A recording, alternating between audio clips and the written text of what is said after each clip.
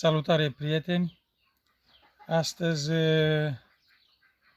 vom face o rețetă 100% bio la aceste roșii. Vedeți că au început să înfloară și au făcut și gogonele în ele.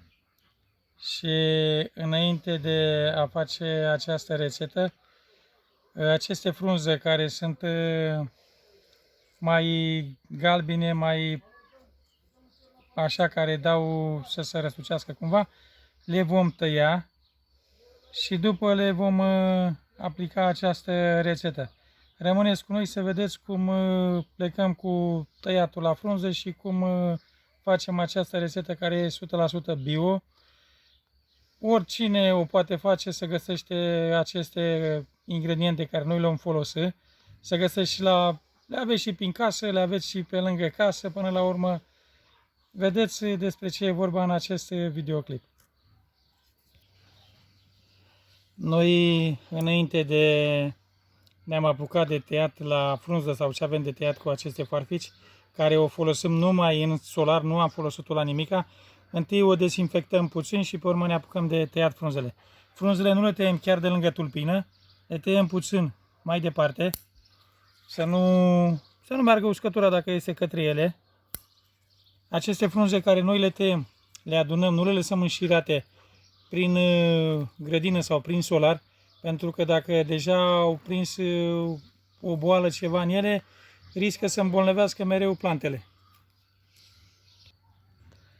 Noi vom tăia aceste frunze care sunt mai galbine și sunt puțin care dau spre galbine așa sau unele răsucite și vom pune puțin pauză. După ce termin eu cu tăiatul la frunză, vom merge să facem rețeta bio.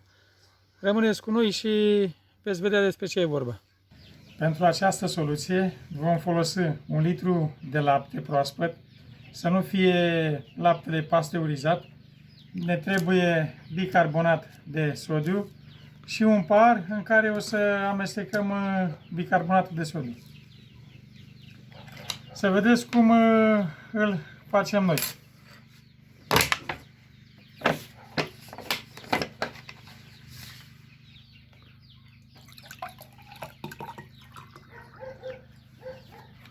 Punem un pahar cu apă.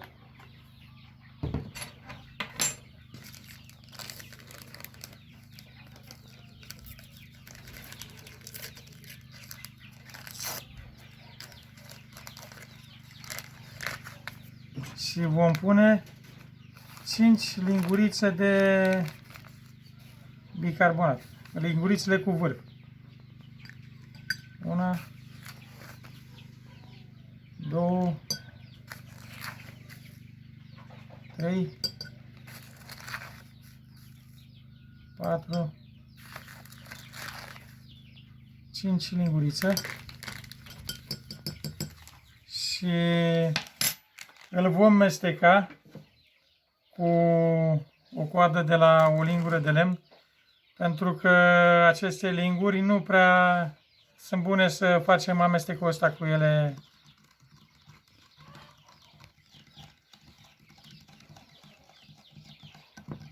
Apa e bine să fie puțin călduță, să ducă mai repede acest bicarbonat, să nu rămâie netopit. Această rețetă pe care o prezentăm e bună și ca fungicid, și ca fertilizant, și e bună și pentru făinarea la roșii, la plante, la toate acestea. E bună pentru bolile care urmează pe timp să vină ele, să previnem boli. E bună și pentru mană. E bună cam pentru orice la ce o folosim noi, la roșii și pentru tot ce se folosește. Acum avem nevoie de 10 litri de apă. Apa să nu fie cu clor. Dacă este să aibă clor în ea, o lăsați 24 de ore să evapore clorul și după o puteți folosi. În această apă vom pune bicarbonatul care se topi destul de bine. Vom pune acest litru de lapte.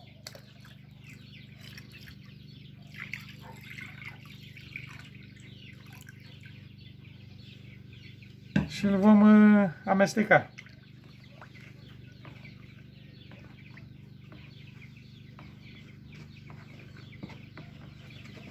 Acum avem nevoie și de o pompă de erbicidat în care vom pune conținutul nostru de soluție.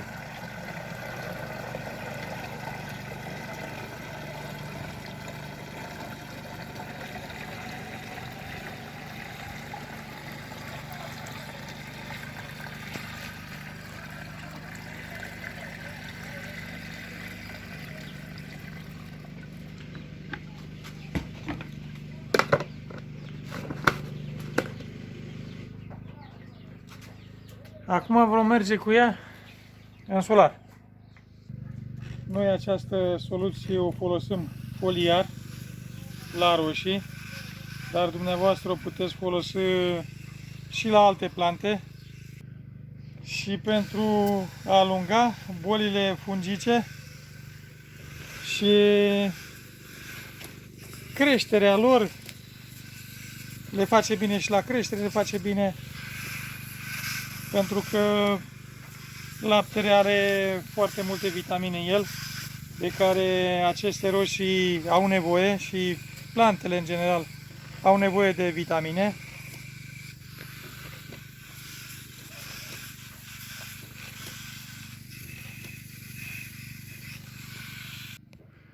Pentru a avea succes garantat cu această soluție, aplicați-o dimineața de vreme sau seara după ce nu mai este soare. Să nu fie pe timpul zilei când e cald rău, că nu le face bine.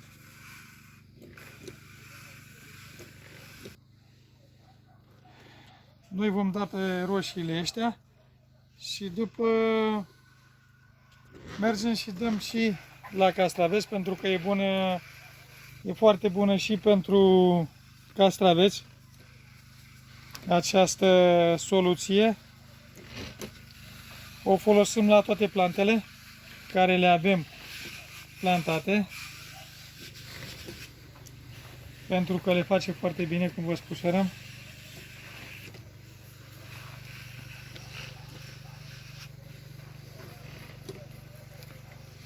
Aici se vede că avem și niște castraveți.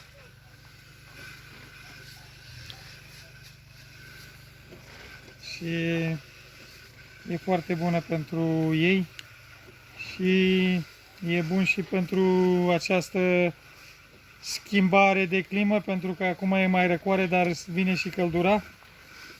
Și să nu se răsucească aceste frunze, că ele dacă au calciu, dacă au vitamine, au tot ce le trebuie, nu se mai răsucește frunza la ele.